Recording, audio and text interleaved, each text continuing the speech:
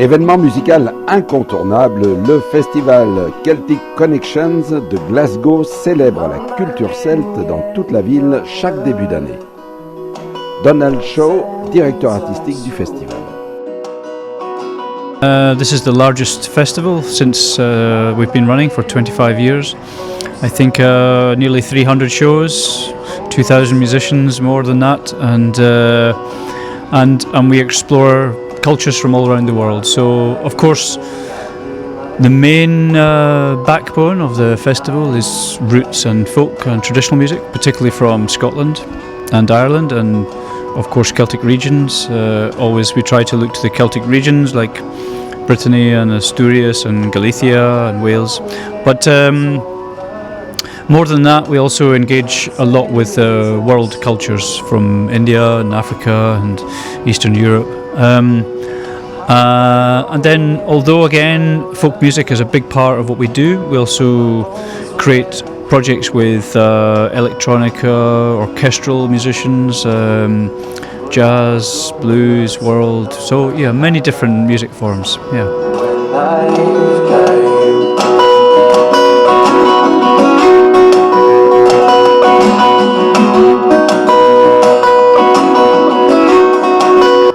All around Scotland, in the regions, there's a very strong tradition of the music, and even more so now that we're finding young people from the schools are learning the instruments and singing the songs, and it's a real renaissance of traditional music here.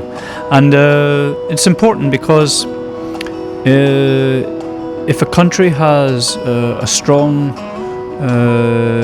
musical background and has something that is natural to that country, then it's a great way to understand the culture of that country. So our music helps us to understand our own culture. Yeah.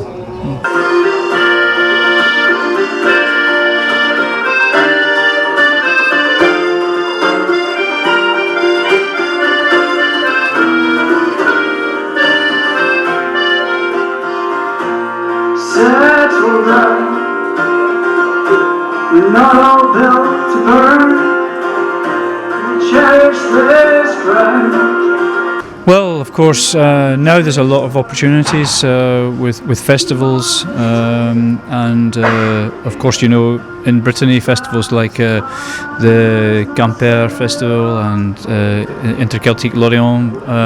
So they are example of festivals that welcome Scottish musicians, but a lot of the musicians from here will tour in the United States and Australia and New Zealand and Canada and parts of Europe. So yeah, it's important that we are always projecting the music in an international way. Yeah.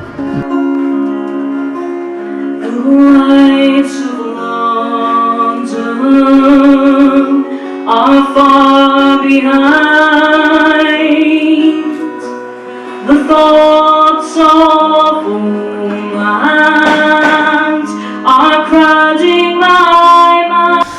We are running all year an education program for young people, where we musicians go to the schools and teach the children music. We're also presenting some concerts and festivals throughout the rest of the year at different times. Yeah, Celtic Connections is an important brand that works in many ways through the year. 50 states, 50 lives, 50 crying all the time, 50 boys, 50 girls, 50 I'm gonna change my... Colin McIntyre est l'un des artistes écossais qui se produit chaque année sur les scènes du festival.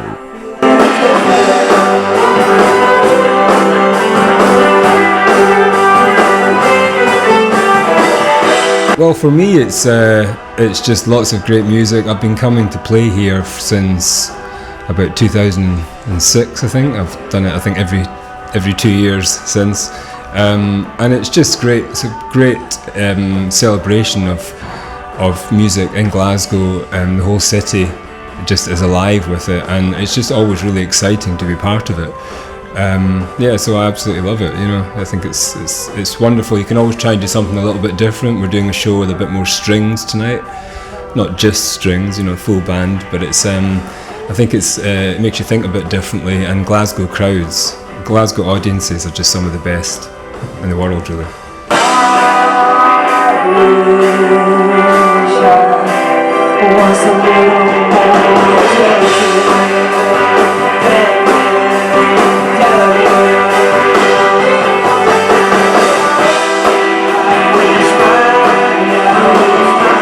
Coming from Scotland and coming from an island, the Hebrides, it's always in you, and in some ways it travels with you.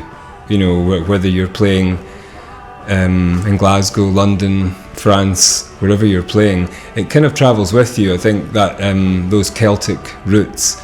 I mean, my music is kind of rock, pop, alternative music, but I think there's always something in there of where you come from, and it's almost like how your home, or how, in my case, an island travels with you. So it's, you know, it's hard for me almost to analyse it, you know, because it's just who I am. But I think it's really nice to have a Scottish identity and also a kind of regional identity within Scotland.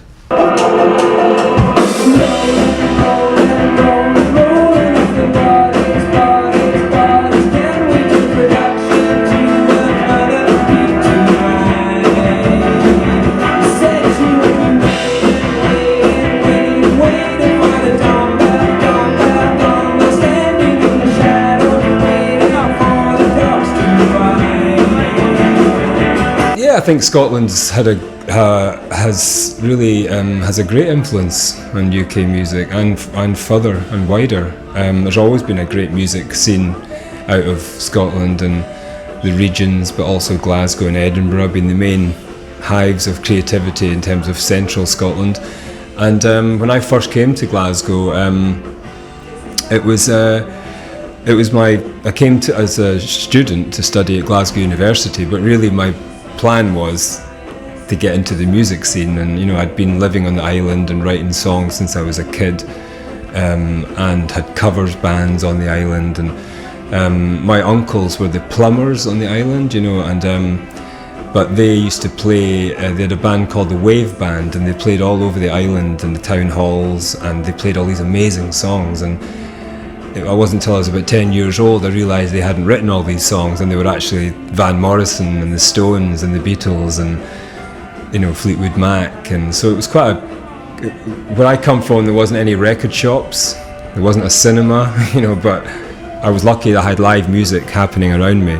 And I think, you know, whether it's wherever you come from, I think Scotland has got this reach in terms of its music. There's so many great bands from Scotland, you know, that have come out of Scotland and out of Glasgow as well, predominantly. And I think it does have an identity. I think, you know, I think it does. You know, I think wherever you go, you are kind of appreciated. You're gonna end up in a society. You need to hold a fill out membership of you.